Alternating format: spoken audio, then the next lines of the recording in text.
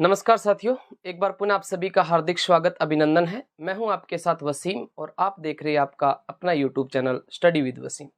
तो सबसे पहले तो पिछले काफ़ी दिनों से जो आप लोगों का वीडियो के प्रति प्यार रहा है उसके लिए मैं आपका तहे दिल से शुक्रिया अदा करना चाहता हूं, क्योंकि मैंने काफ़ी प्रयत्न किए थे, बहुत सारे वीडियो डाले हैं, काफ़ी टाइम से वीडियो बना रहा हूँ, लेकिन अब जो वीडियो ग्राम सेवक के लिए जो मैंने टॉपिक करवाए हैं, चाहे आपने खुद के फायदे के लिए देखा हो या कैसे भी देखा हो, लेकिन आप लोगों ने बहुत प्यार दिया है मुझे। तो उसके लिए मैं आपको एक बात कहूँगा कि आप लोगों का जो प्यार है इसकी बदौलत मैं आगे बढ़ रहा हूँ, और अगर ये ऐसा ही बना रहा तो भविष्य में मैं आपसे वादा करता हूँ कि स्टडी के मामले में, पढ़ाई के मामले में, कोचिंग के मामले में एक ऐसा टाइम लेकर आएंगे जिसमें आप सभी का साथ होगा। पहले मैं कुछ नहीं बोलूँगा क्योंकि ऑनलाइन बोलना वैसे ठीक नहीं होता है, तो मैं आपको पहले से वैसे थोड़ा सा बता देता हूँ कि भविष्य में हम ऐसी कोचिंग करेंगे जिसमें हर गरीब बच्चा जो है वो बिल्कुल आसानी से पढ़ सकेगा।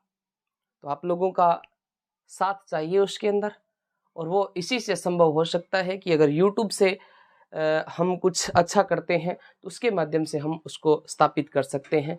यानी एक ऐसा गुरुकुल बनाएंगे जो यानी सबसे कम होगा, जो आज तक चलते आ रहे हैं उन सभी से कम होगा। तो पहले मैं कुछ नहीं बोलूँगा, वो समय आएगा और ज़्यादा टाइम नहीं लगेगा, बहुत जल्द आएगा। ठीक है, तो देखिएगा, अपन स्वतंत्रता के लिए संघर्ष पढ़ रहे थे और लास्ट क्लास के अंदर साथियों एक मैंने बताया था 1907 के अंदर जो सूरत अधिवेशन था, कांग्रेस का सूरत अधिवेशन था, और इसके अंदर मैंने लाहौर बता दिया था। तो इसका थोड़ा सा ध्यान रखना कि जो 1907 का अधिवेशन था वो सूरत अधिवेशन था, जिसमें कांग्रेस मतों के आधार पे 2 भागों में बंटती है। तो वो साथियों सूरत अधिवेशन था। अभी अपन आगे की बात करेंगे। लास्ट क्लास के अंदर हमने साइमन कमीशन तक पढ़ लिया था। 1927 के अंदर जो साइमन कमीशन आया था वहां तक हमने पढ़ लिया था। देखिएगा, 1927 के बाद में 1928 के अंदर नेहरू रिपोर्ट तैयार होती है, नेहरू रिपोर्ट। और इस नेहरू रिपोर्ट के माध्यम से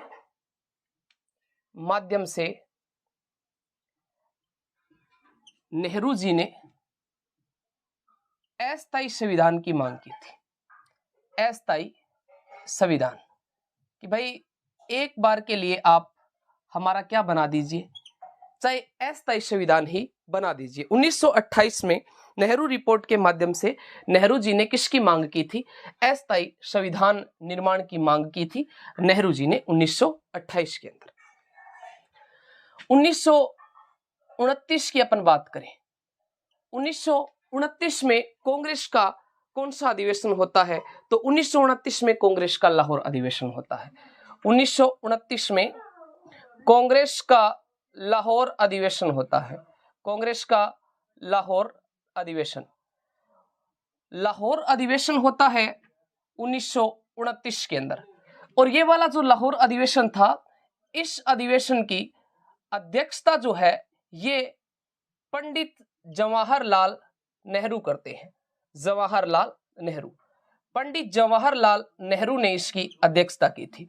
तो हम इसके लिए कह सकते हैं कि ये अपने इस टाइम के कांग्रेस के सबसे युवा अध्यक्ष, कांग्रेस के सबसे युवा अध्यक्ष थे। कांग्रेस के सबसे युवा अध्यक्ष कौन थे? तो कांग्रेस के सबसे युवा अध्यक्ष पंडित जवाहरलाल नेहरू बने थे 1929 के अंदर। और साथियों ध्यान रखना कि 26 जनवरी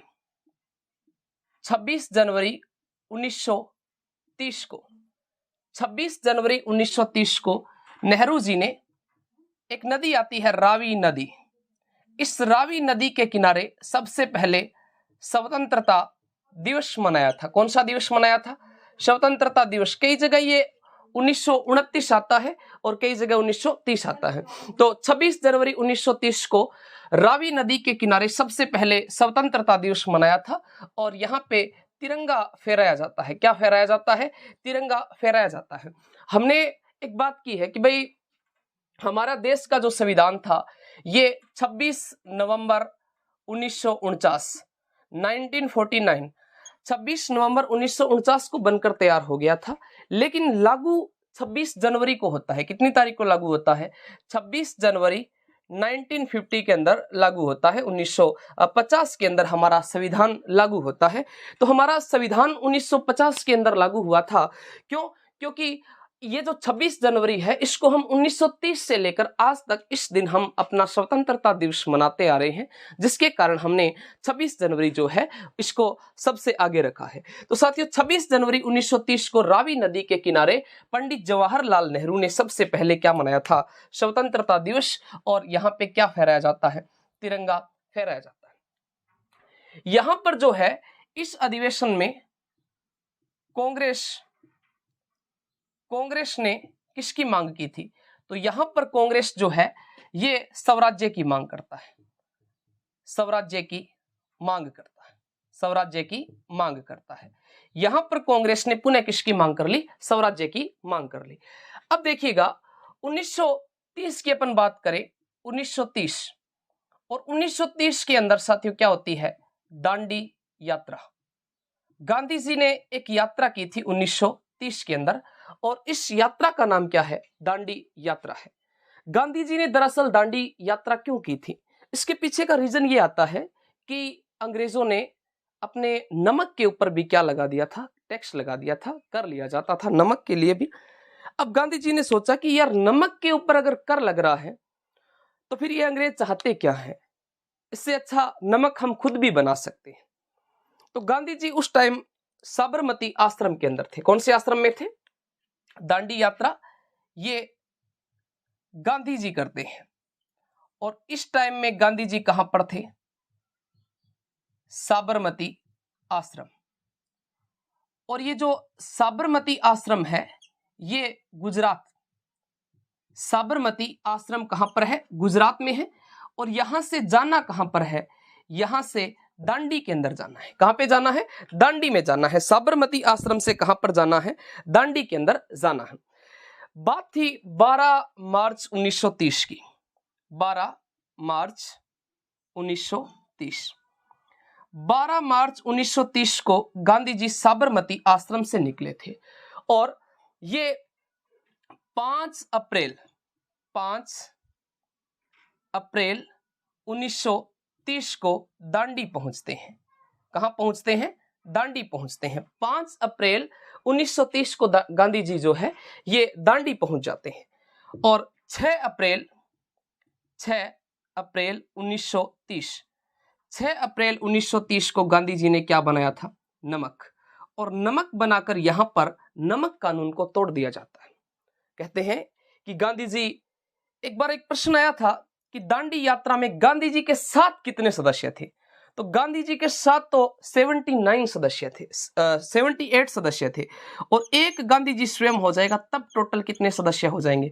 79 सदस्य हो जाएंगे। 79 सदस्य हो जाएंगे। देखिएगा इसके अंदर जो गांधी जी को टाइम कितना लगा था? तो गांधी जी को टाइम लगता है 24 दिन का। 24 दिन का समय लगता है। कितने दिन का समय लगता है? 24 दिन का। 24 दिन। ये जो इसका क्षेत्र था कितने किलोमीटर का था? तो साबरमती से दांडी पहुंचना 375 किलोमीटर और 240 मील। 375 किलोमीटर या 240 मील जो क्षेत्र था इसको गांधी जी ने मात्र 24 दिन के अंदर क्या कर दिया था? पार कर दिया था। मुझे लगता है कि दशरथ मांझी जिन्होंने पहाड़ को तोड़ा था उनको 21 वर्ष का समय लगा था और गांधी जी ने नमक बनाने में मात्र कितने दिन लगाए थे? 24 दिन लगाए थे। हम कहने को कह सकते हैं कि गांधी ने देश के लिए क्या किया था, लेकिन इस बात को भी नहीं नकार सकते कि क्या नहीं किया था। बहुत कुछ किया था, लेकिन आलोचना होती है। मैं इस विषय में बात नहीं कर रहा हूं कि कांग्रेस ने क्या किया है, बीजेपी ने क्या किया है। मेरा किसी भी प्रकार का पार्टी विशेष के साथ में कोई भी संबंध नहीं है। मैं उनके लिए नहीं बोल रहा हूं कि कौन अच्छा है कौन बुरा है, लेकिन बात ये आती है कि गांधी जी के बारे में आलोचना होती है, लेकिन वास्तव में अगर हम देखें कि गांधी जी 240 किलोमीटर पैदल यात्रा किसके लिए करते हैं, 240 मील पैदल यात्रा किसके लिए करते हैं, नमक किसके लिए बनाया था। कुछ इंसान के अंदर अच्छाइयां होती है और कुछ इंसान के अंदर क्या होती है, बुराइयां होती हैं। तो बुराइयों को साथ में देखते हैं तो अच्छाइयों को भी देखना चाहिए कि उस इंसान ने हमारे लिए अच्छा क्या किया है। जो बुरा किया है उसको हम देख रहे हैं, परंतु अच्छा जो किया है उसके बारे में हमें बिल्कुल भी ख्याल नहीं है। तो गांधी जी ने यहाँ पर नमक बनाकर नमक कानून तोड़ा, और कहते हैं कि गांधी जी ने अपने हाथ के अंदर नमक को लेकर कहा था कि अंग्रेजों, ये नमक नहीं उबल रहा है, ये तुम्हारा खून उबल रहा है। ये नमक नहीं उबल रहा है, ये तुम्हारा क्या उबल रहा है, खून उबल रहा है। भाई खून उबल रहा है ऐसा गांधी ने कहा, तो अंग्रेजों का वास्तव में खून जो है वो उबलने लगा। और गांधी जी को 5 मई को गांधी जी को क्या कर लिया जाता है, गिरफ्तार कर लिया जाता है। 6 अप्रैल को नमक कानून तोड़ा था और 5 मई 1930 को गांधी को क्या कर लिया जाता है, गिरफ्तार कर लिया जाता है। गांधी को 5 मई को गिरफ्तार किया था और जनवरी 1931 में गांधी को बाइज्जत क्या कर दिया था, बरी कर दिया था।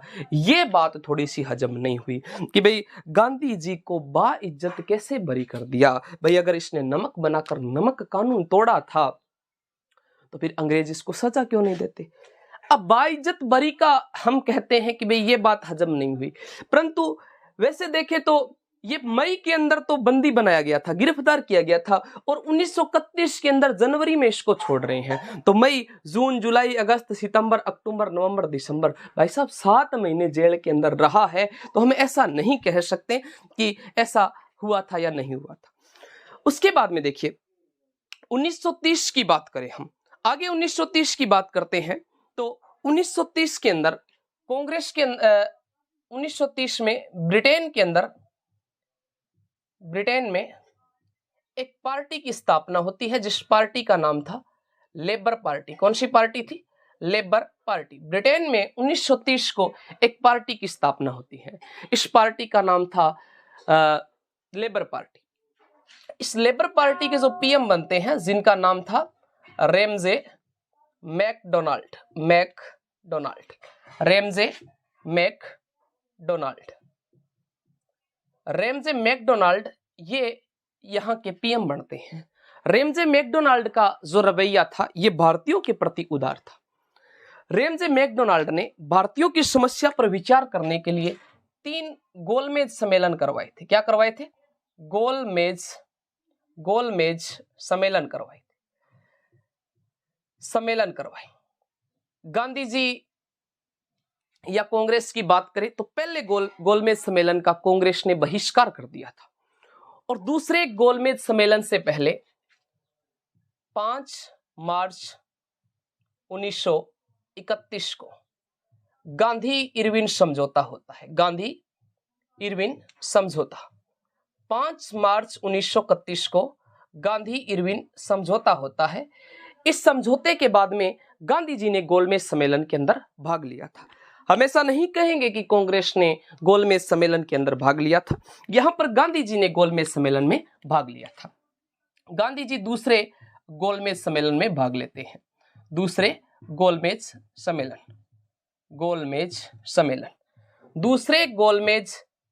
में गांधी जी ने भाग लिया था। जब गांधी जी ने भाग लिया तो यहां पर एक आम नागरिक था जिसका नाम था फ्रैंक मोरेंस ने गांधी जी को अर्धनंगा फकीर कहा था। अर्धनंगा फकीर कि ये अर्धनंगा फकीर हमारे सम्मेलन में भाग लेने के लिए कौन आ गया है। बेइज्जती गांधी की बहुत की थी लोगों ने, लेकिन वो बंदा वही था जिसने हर बेइज्जती का जवाब जो है वो प्यार से दिया था। एक इनके ब्रिटेन के एक व्यक्ति थे जिनका नाम था विट्सल चर्चिल, जो बाद में पीएम भी बनते हैं। विट्सल चर्चिल ने गांधी को देशद्रोही फकीर कहा था, देशद्रोही फकीर, कि भाई साहब ये तो क्या है, देशद्रोही फकीर है, ये तो कैसा फकीर है, देशद्रोही फकीर है। ऐसा किसके लिए कहा था, महात्मा गांधी के लिए कहा था। किसने कहा था, तो ये देशद्रोही फकीर जो है ये कहता है चर्चिल, विट्सल चर्चिल जो है इसने गांधी को क्या कहा था, देशद्रोही फकीर कहा था विट्सल चर्चिल ने। उसके बाद में देखिएगा गांधी जी ने यहां पर भाग ले लिया, यहां तक ठीक था। उसके बाद में एक तारीख आती है कि 23 मार्च 1931, 23 मार्च 1931 को एक स्थान था अल्फ्रेड पार्क, अल्फ्रेड पार्क। इस अल्फ्रेड पार्क में पुलिस के साथ मुठभेड़ में, पुलिस के साथ मुठभेड़ के अंदर जो चंद्रशेखर आजाद थे, ये आजाद जो है इनकी क्या हो जाती है, मृत्यु हो जाती है। आजाद की क्या हो गई थी, मृत्यु हो जाती है। पुलिस के साथ मुठभेड़ में आजाद की मृत्यु हो जाती है। और अगले अगर हम बात करें 23 मार्च 1931 को आजाद की मृत्यु हुई। उसके बाद में आगे की हम बात करें कि 23 मार्च 1931 को आजाद की, सॉरी 23 मार्च नहीं 27 फरवरी, 23 मार्च तो वो है, ये 27 फरवरी है, 27 फरवरी को आजाद की मृत्यु हुई। अब बात आती है 23 मार्च 1931 की। और 23 मार्च 1931 को एक तो आता है सुखदेव, एक आता है राजगुरु और एक आता है भगत सिंह। इन तीनों को क्या दी जाती है, फांसी दी जाती है। इन तीनों को साथियों फांसी दी जाती है। और इन तीनों को फांसी कौन सी जेल के अंदर होती है, तो इन तीनों को जो फांसी है वो लाहौर की जेल में होती है। कौन सी जेल में होती है, लाहौर की जेल में। अब ये बात जो है ना, इस बात को लेकर गांधी की आलोचना होती है। कैसे कि भाई गांधी जी ने 5 मार्च 1931 को क्या किया था, समझौता किया था। गांधी जी ने 5 मार्च 1931 को समझौता किया और आगे चलकर जो 23 मार्च 1931 का दिन आता है, उस दिन क्या होता है, सुखदेव, राजगुरु और भगत सिंह को फांसी दे दी जाती है। उस टाइम ये लाहौर की जेल में थे, तो गांधी जी इनको छुड़ा सकते थे। कहते हैं कि गांधी जी इनको छुड़ा सकते थे, लेकिन ऐसा नहीं किया। लेकिन वास्तव में बात यह है कि गांधी कोई बड़ा नेता नहीं था, गांधी कोई पार्टी का नहीं था, गांधी कोई यानी हम प्रधानमंत्री नहीं था, तो गांधी कैसे छुड़ा सकता है। लेकिन ऐसा कहा जाता है कि गांधी जी इनको छुड़ा सकता था। आगे चलकर आगे हम बात करें तो 16 अगस्त ध्यान रखनी है, अगली तारीख जो है वो आपको ध्यान रखनी है, 16 अगस्त 1932। यहां तक आप स्क्रीनशॉट लीजिए, उसके बाद में आगे की बात करते हैं। जल्दी से इसका स्क्रीनशॉट लो। उसके बाद में देखो 16 अगस्त 1932।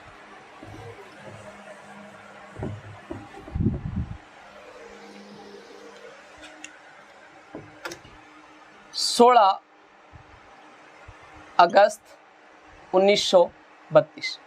16 अगस्त 1932 को सांप्रदायिक पंचायत की घोषणा होती है। सांप्रदायिक पंचायत की घोषणा होती है। इसमें दलितों को आरक्षण मिला था। गांधी जी को यह बात हजम नहीं हुई है। गांधी जी इस समय पूना की एक जेल आती है, यरवदा जेल। गांधी जी इस समय पूना की कौन सी जेल के अंदर थे, यरवदा जेल के अंदर थे। गांधी को यह बात हजम नहीं है। गांधी को जब पता चला तो गांधी जी 20 सितंबर 1932 को अनशन पे बैठ जाते हैं कि भाई आज से हम खाना पीना नहीं करेंगे, क्योंकि दलितों को आरक्षण मिल गया है, बाकी वर्गों को आरक्षण नहीं मिला है।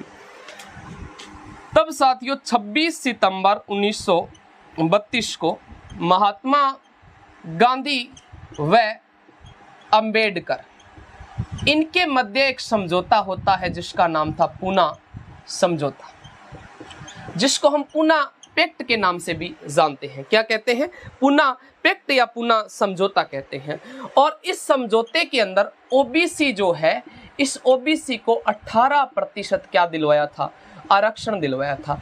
कि जो हमारे पास में ओबीसी वालों के पास में जो आरक्षण है वो किसकी देन है? महात्मा गांधी की देन है, महात्मा गांधी की देन है। तो ओबीसी वालों को कितना आरक्षण मिला था? 18% का आरक्षण जो है वो मिला था।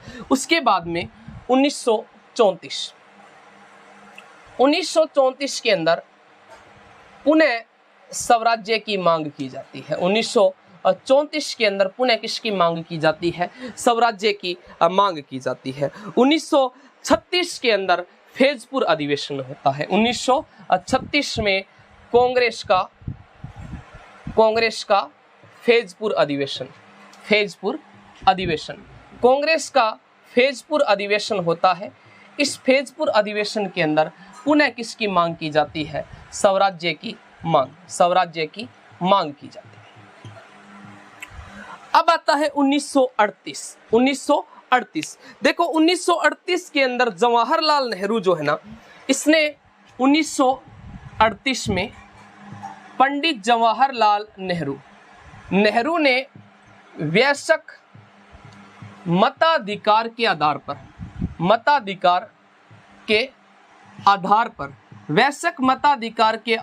पर संविधान सभा की मांग की थी। किसकी मांग की थी? संविधान सभा की मांग करते हैं। वयस्क मताधिकार के आधार पर गांधी जी ने नेहरू जी ने किसकी मांग की थी? संविधान सभा की मांग की थी 1938 के अंदर। ध्यान रखना कि 61वां संविधान संशोधन होता है। संविधान संशोधन 61वां संविधान संशोधन 1989 के अंदर होता है। इसके अंदर वयस्क मताधिकार की आयु 21 से कितने वर्ष कर दी थी? 18 वर्ष कर दी थी। 21 से कितने वर्ष कर दी? 18 वर्ष कर दी थी। 1939 के अंदर दूसरा विश्व युद्ध शुरू होता है। कौन सा विश्व युद्ध? दूसरा विश्व युद्ध। 1939 के अंदर दूसरा विश्व युद्ध शुरू होता है। अब जो अंग्रेज थे, इन अंग्रेजों को पुनः किसकी आवश्यकता पड़ी? भारतीयों की आवश्यकता पड़ी। किसके साथ में युद्ध करने के लिए? जर्मनी के साथ में युद्ध करने के लिए। कि भारतीयों अब और आ जाओ, हमें किसके साथ में लड़ना है? जर्मनी के साथ। क्या भारतीय आएंगे? नहीं आएंगे, क्योंकि अंग्रेजों ने बहुत नाक में दम कर रखा है। अब भारतीय जो है वो यहाँ पे नहीं आएंगे। अब देखो क्या होता है, अगर भारतीय नहीं आएंगे तो भारतीयों को राजी करने के लिए एक मिशन भेजा जाता है। 1942 की बात थी और महीना कौन सा? मार्च 1942 की बात करें तो मार्च 1942 के अंदर साथियों क्या होता है कि मार्च 1942 में क्रिप्स मिशन भेजा जाता है। कौन सा मिशन भेजा जाता है? Cripps mission. विंस्टन चर्चिल इस टाइम पीएम थे और चर्चिल ने क्या किया? भारतीयों को राजी करने के लिए क्रिप्स मिशन को भेजा। क्रिप्स मिशन के जो अध्यक्ष थे, जिनका नाम था सर स्ट्रैफोर्ड क्रिप्स, यहाँ पे ये आते हैं और आकर कहते हैं कि दूसरे विश्व युद्ध के बाद में हम भारत के अंदर एक संविधान सभा बनाएंगे जिसमें सभी भारतीय होंगे और दूसरे विश्व युद्ध के बाद में सोचा जाएगा कि भारतीयों को स्वतंत्रता दी जाए या नहीं दी जाए। ये बात कही तो भारतीयों ने पुनः इनका क्या किया था? विरोध किया। यानी भारतीय जो है वो राजी नहीं होते हैं दूसरे विश्व युद्ध में जाने के लिए। भारतीय दूसरे विश्व युद्ध के अंदर जाने के लिए राजी नहीं होते हैं। महात्मा गांधी जो है, गांधी ने इसका विरोध किया था। गांधी ने इसके लिए कहा था दिवालिया बैंक का उत्तर तिथिय चेक कहा था। गांधी जी ने इसे दिवालिया बैंक का उत्तर तिथिय चेक कहा था। बाकी मैंने इनको संविधान जब करवाया था तो उसके अंदर संविधान के इतिहास, संवैधानिक इतिहास के अंदर मैंने पूर्णतः विस्तार के साथ में करवाया। यहाँ पे इतिहास के फैक्ट उठाए हैं हमने, पॉलिटी के फैक्ट जो है वो इसमें नहीं उठाए हैं। गांधी ने यहाँ इसको उत्तर तिथिय चेक कहा था। गांधी जी ने भारत छोड़ो आंदोलन जो है, गांधी ने भारत छोड़ो आंदोलन शुरू किया। भारत छोड़ो आंदोलन शुरू किया। गांधी ने यहाँ पे दो बातें कही थी कि ये मेरे जीवन का अंतिम संघर्ष है। गांधी ने क्या कहा था कि ये मेरे जीवन का अंतिम संघर्ष है, ये मेरे जीवन का अंतिम क्या है, संघर्ष है। और दूसरा कहा था करो या मरो का नारा दिया था। दूसरा संघर्ष है और दूसरा अंतिम संघर्ष है और दूसरी बात करो या मरो का नारा दिया था। गांधी जी ने भारत छोड़ो आंदोलन का प्रस्ताव किसके सामने रखा था? कांग्रेस के सामने। कितनी तारीख को? 14 जुलाई 1942 की बात थी। मार्च में ये आया था और 14 जुलाई 1942 को गांधी जी ने भारत छोड़ो आंदोलन का प्रस्ताव किसके सामने रखा था? कांग्रेस के सामने। और ये प्रस्ताव 8 अगस्त 1942 को 8 अगस्त 1942 को ग्वालियर टैंक मैदान में पारित होता है। ग्वालियर टैंक मैदान के अंदर ये प्रस्ताव जो है ये पारित हो जाता है। ग्वालियर टैंक मैदान मुंबई का जो है इसमें ये पारित हो जाता है। इस मैदान को अगस्त क्रांति मैदान कहते हैं। क्या कहते हैं? अगस्त क्रांति मैदान कहते हैं। और वास्तव में जो अगस्त क्रांति हुई थी ये 1940 के अंदर हुई थी। वास्तव में अगस्त क्रांति 1940 के अंदर हुई है। इसके बाद में देखिएगा 1945 की हम बात करें, 1945 के अंदर विश्व राजनीति में एक बड़ा बदलाव आता है और किसकी स्थापना होती है? यूएनओ की। यूएनओ की स्थापना फ्रांस, ब्रिटेन। एक तो यूएनओ की स्थापना में कौन था? एक तो फ्रांस था और दूसरा यूएनओ की स्थापना में ब्रिटेन और तीसरा कौन है? अमेरिका। फ्रांस, ब्रिटेन और अमेरिका ने मिलकर किसकी स्थापना की है? यूएनओ की स्थापना की है। देखो अमेरिका के जो थे जिनका नाम था फ्रैंकलिन रूजवेल्ट और फ्रांस के जो थे जिनका नाम था स्टालिन और जो ब्रिटेन के थे जिनका नाम था एबी अलेक्जेंडर। क्या नाम था? विट्सल चर्चिल थे। कौन थे? विट्सल चर्चिल। इन तीनों ने मिलकर यूएनओ की स्थापना की। इसका उद्देश्य था विश्व में शांति बनाए रखना। विश्व में क्या बनाए रखना? शांति बनाए रखना। अब देखो आगे की बात करते हैं। इसका स्क्रीनशॉट लो, उसके बाद में आगे बढ़ते हैं। विश्व में शांति व्यवस्था बनाए रखना। अब बात आती है 1946 की। अब बात आती है 1946 की। 1946 की हम बात करें तो जनवरी लेबर पार्टी का पीएम जो था अब उसका नाम है कलीमन एटली। जो हमने लेबर पार्टी की बात की थी, लेबर पार्टी पीएम है जिसका नाम है कलीमन एटली। इस कलीमन एटली ने जून 1946 को एक घोषणा की कि 1948 तक भारत को क्या कर दिया जाएगा? स्वतंत्र कर दिया जाएगा। और इसके लिए इन्होंने किसका गठन किया था? कैबिनेट मिशन का। इन्होंने गठन किया था किसका? कैबिनेट मिशन का। इस कैबिनेट मिशन का गठन जनवरी 1946 के अंदर होता है। कब होता है? जनवरी 1946 के अंदर इसका गठन हुआ था। ये लंदन से चलता है। कहां से चलता है? लंदन से। इसमें 3 सदस्य हैं।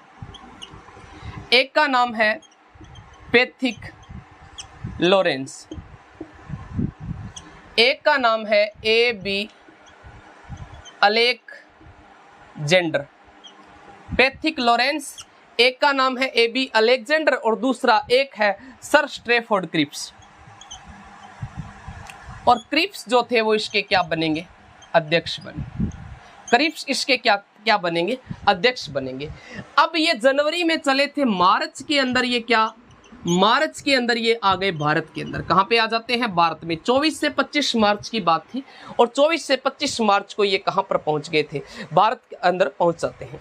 16 मई 1946 को संविधान सभा के लिए क्या होता है? संविधान सभा के लिए चुनाव होता है। 16 मई 1946 को सॉरी, ये संविधान सभा के लिए चुनाव नहीं, ये कैबिनेट रिपोर्ट सभा तैयार होती है। कैबिनेट रिपोर्ट सभा तैयार हुई थी। इसमें 389 सदस्य थे और इनमें से 292 तो आ जाएंगे ब्रिटिश भारत के। वैसे ये सारी बातें मैंने संविधान निर्माण में बता दी थी। 292 ब्रिटिश भारत के, 93 देशी रियासतों के, और बाकी की 4 बच गया के ए आ गया अन्य। इनमें से 292 जो सदस्य थे, 292 सदस्यों के लिए अब क्या होगा, संविधान सभा के लिए चुनाव होगा। इन 292 सदस्य जो है, इनमें संविधान सभा का क्या होता है, चुनाव होता है। 292 जो सदस्य है, इन 292 सदस्यों में संविधान सभा के लिए चुनाव होता है। इसमें से 208 सीटें मिलती है कांग्रेस को, 73 थी मुस्लिम लीग को और 15 अन्य। अब कहानी यहां से शुरू होती है। मुस्लिम लीग वालों ने कहा कि आप हमारा एक उपाध्यक्ष बना दो, लेकिन ऐसा नहीं किया जाता है। तो मुसलमान जो है ये एक नई पार्टी में चले जाते हैं। कौन सी? अंतरिम सरकार। ये अंतरिम सरकार के अंदर चले जाते हैं। कहते हैं कि कांग्रेस के जो नेहरू जी थे ये भी इसमें आ जाते हैं। तब मुसलमान कहते हैं कि हमें संविधान भी अलग चाहिए और देश भी क्या चाहिए, अलग चाहिए। अब हमें संविधान भी अलग चाहिए और देश भी क्या चाहिए, अलग चाहिए। अब देखो, संविधान सभा की 3 बैठकें जो मैंने आपको संविधान निर्माण के अंदर जो है वो बता दी थी। अब आपको यहाँ पर सिर्फ इतना ध्यान रखना है कि अलग देश की मांग कर ली। अब जो नाम आता है लॉर्ड माउंटबेटन का, ये लॉर्ड माउंटबेटन जो है ये 14 अगस्त 1947 को मध्य रात्रि को पाकिस्तान को आज़ादी का पत्र सौंपता है और 15 अगस्त 1947 को भारत को आज़ादी का पत्र सौंपता है। इस प्रकार से इसमें ज़्यादा आगे बात नहीं करेंगे क्योंकि पूछा गया है, जितना सिलेबस के अंदर है उसी इतना ही बात करेंगे। तो 1947 के अंदर हमारा जो देश है वो आज़ाद हो जाता है। देश 2 अलग अलग भागों के अंदर बंट गया था। इसमें कुछ एक फैक्ट संवैधानिक इतिहास में आपके हो चुके हैं और जो मेन फैक्ट थे वो मैंने आपको यहाँ बता दिए। इसके साथ में आपका ये टॉपिक कंप्लीट होता है। नेक्स्ट टॉपिक अपन पढ़ेंगे भारत में राजनीतिक एकता। तब तक के लिए जय हिंद, जय भारत। मिलते हैं अगली क्लास में। धन्यवाद।